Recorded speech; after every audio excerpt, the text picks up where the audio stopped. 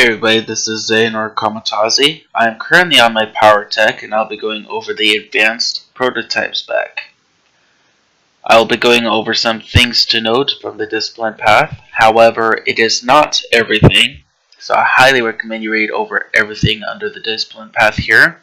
This way you get a far better understanding of the spec and potentially be able to find a rotation that fits better than what I have available for you guys. I will also be going over the utility points. However, again, I highly recommend you read each of the options. This way you can find a spec that better matches your playstyle comparison to what I have. Of course, I'll be going over the rotation so that way you guys can see what I have and hopefully get a better understanding as a base starting point. So to get started here, I will be going over the utility points. Under Skillful, I have Gyroscopic Alignment Jets, where you vent 20 heat when you're stunned, immobilized, knocked down, or incapacitated. Additionally, your next tech ability will deal 10% extra damage or healing.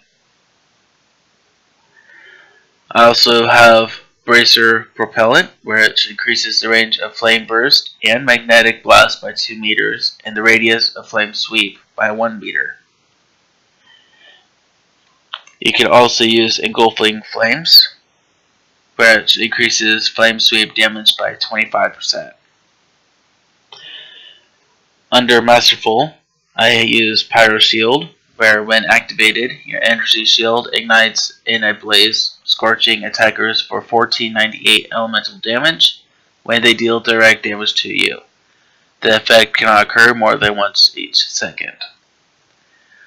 I also use Pneumatic Boots, which increases movement speed by 15%.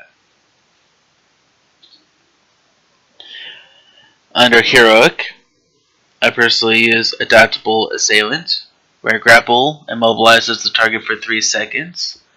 In addition, the cooldown of Stealth Scan is reduced by 5 seconds, and any target it reveals are immobilized for 3 seconds. It increases the movement speed of all allies within the scan area, excluding yourself, by 50% for as long as they remain within it, and for 6 seconds after it expires or they leave the area. I also use Efficient Suit, where it allows your cultural overload to be activated while stunned and causes cultural overload to purge stun effects when activated. It will not work against other types of incapacitating effects or scripted stuns. So the special versions of those that are often found in flashpoints and operation bosses or special non-player characters. In addition to this, it also increases the range of grapple and shoulder cannon by 10 meters and eliminates the heat generated by both electro dart and carbonize. You can always use liquid cooling, which when thermal sensor override is activated, it will vent 10 heat over the next 5 seconds and immediately increases the threat towards all current enemies by a small amount when you're using Ion Gas Cylinder, which is in the tank spec, and it reduces the threat towards all current enemies if you're not in tank spec.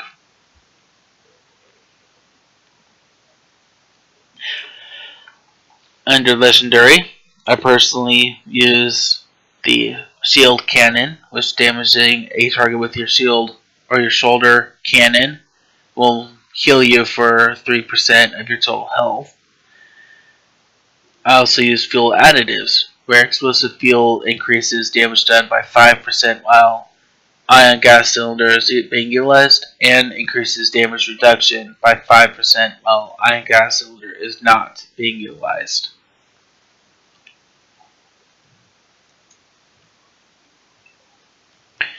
Some things to know: your Shatter Slug refreshes the retractable blade's bleed effects. Rocket Punch will cause thunder to your target for 45 seconds, which decreases the target's armor rating by 20%. Rocket Punch, Magnetic Blast, Shatter Slug, and Flame Sweep will finish the cooldown and proc Railgun, which just means they will have no heating cost. Thermal Detonator will cause your target to become susceptible for 45 seconds, which increases the attack damage against the target for 5%.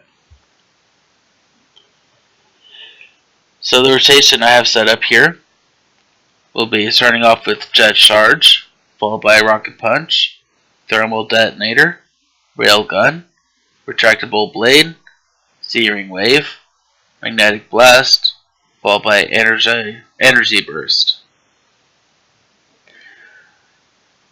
If you want to go further than that, you can always use your Deadly Onslaught AoE, Shatter Slug AoE, and then Flame Sweep.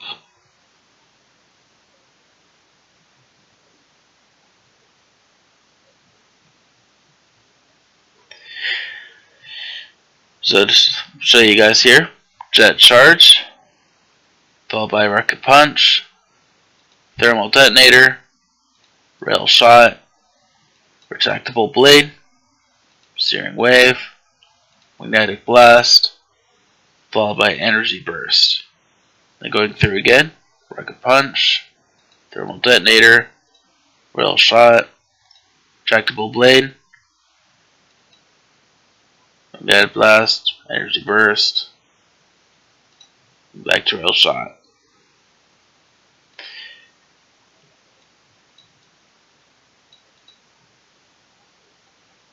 With better timing, you could just go start from the back, from Rocket Punch all the way through, again, including the Searing Wave, not having to skip it.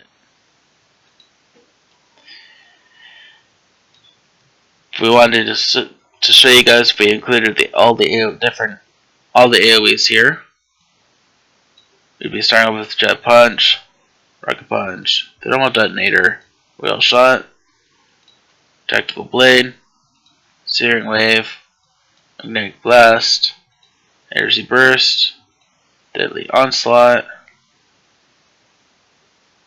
Shatter Slug, Flame Sweep. Only downside is, as you saw, the heat went up really quick.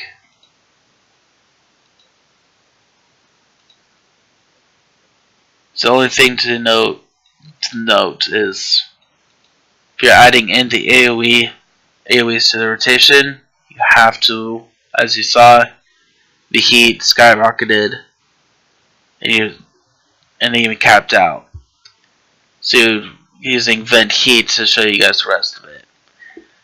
So obviously you'll need to keep an eye on your heat and have heat control.